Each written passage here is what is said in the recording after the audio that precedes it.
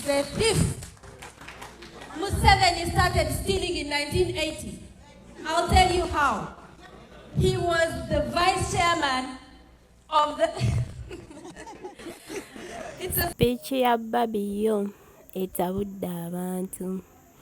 Naye nga soko subscribing, liking eno video, sharing, teekako notification bell so that wentekayo video togisubwa. Naye nga mwasiibye mutya, mwasuze mutya, kansubire muli bulungi yonna gye musinzidde okulabira. Omukyala Barbie Kyagulanyi yavaayo n'akola speech. Eno speech yali Canada, zaali ennaku z'omwezi 17 ogw'omwenda 2023. Jjukira Bobi Wine we yamaliriza okukola tours mu Uganda. In fact yamaliriza naye byajjamu obuvuyo, poliisi n'ebiyingiramu, wagenda kubeerayo bo mu bikyawo. So n'asalawo eze Uganda aziyimirize atandike tours wabweru wa Uganda. So mwezo tours yasookera Canada era yagenda ne mukyala we Barbie. So we baali e Canada mu diaspora convention of 2023, Barbie yawa speech. Naye no speech abantu abamu tebagisanyukira, kwegamba abasinga bagamba bwe yayogera baali tebasuubira ye kwogera bigambo webityo. Naye nga mbumpimpi speech gye yakola specifically yali ayogera ku President Museveni, ng'agamba President Museveni mubbi, President Museveni yafuga amawulire mu Uganda, kwegamba boogera ye byabeera abagambye. N'aleetako kono ku history wa President Museveni omutono ow'emabega.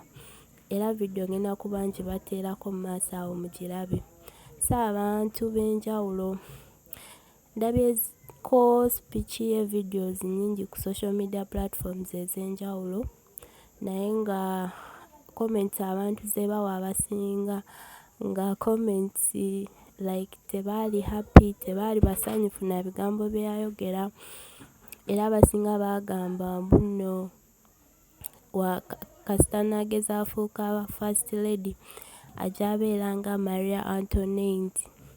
Ono nno yali mukyala wa King Louis mu abasomako history wa A-level.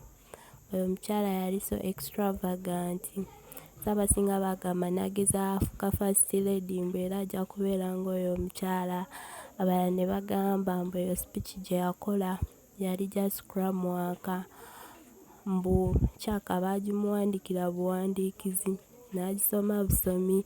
Abalala ne bagamba mbu ne Museveni ali eyo speech ye aligisekerera. Abalala ne bagamba mbu that's the effect, mbu obwo bwe bulabe obw'okubeera passive smoker, kwegamba ye Bobi Wine wa smoking ate mbu Barbie ye yakubwa. Naye ng'aba abantu bangi baayogera bintu bingi eby'enjawulo bye sitasobola kumalayo byonna mu eno video kubanga saagala ewanvuwe nnyo. Naye nawe osobola ogenda n'ogisaakingako ku social media platforms ez'enjawulo ojja kuba olaba ezo comments. Ate sigamba mbu oba ba NRM be bapostinga ezo video n'abantu bolaba nga banuupu abateekayo eyo speech. Still abantu abaali bakomentinga comments zaali tezifavoringa Barbie. Naye ngayo video yino ngenda kuba ngibalekerako, mubeere bulungi, mweraba. Museveni is a thief. Museveni started stealing in 1980. I'll tell you how. He was the vice chairman of the... It's as if you all don't know Museveni. I will remind you, because I think all of you... I also books which are forbidden back home. They have made sure to erase all this history. So all of you don't get to know it. He's a thief because during Paul Muwanga's time, when Paul Muwanga was the commissioner of defense, Museveni was his vice chairman. So they ran an election between Obote and Semogere. And Semogere was winning the election. And the Electoral Commission called Semogere to congratulate him. And then Muanga, with the help of Museveni, went and told the Electoral Commission to stop whatever they were doing. They involved themselves in the election immediately. And they announced Obote as the winner. Museveni has been stealing votes since 1980.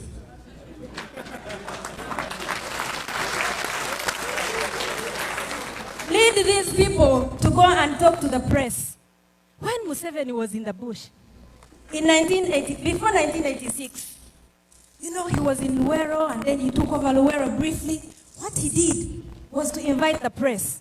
He showed them very many graves and told them, you see these skulls? Obote killed all these people. The press he called was from the UK. And they went and wrote and said, we need to make sure that this man takes over because he has to deal with this murder. He knew where to knock. He knew who to call. He knew he would need them later. Knock on those doors and tell them that that person is a murderer. Tell them that he's the one who killed those people.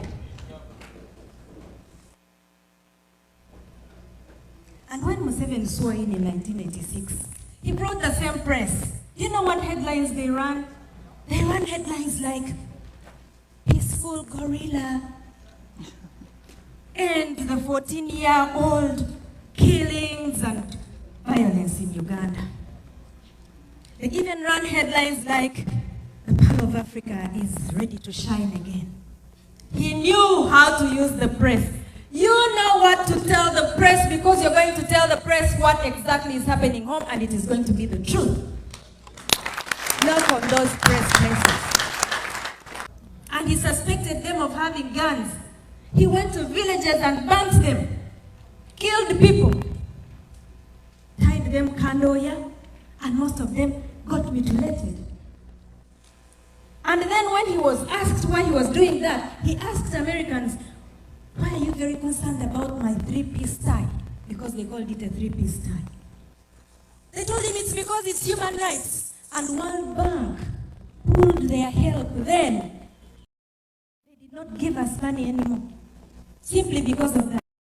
And then he coiled down. Just like they always do.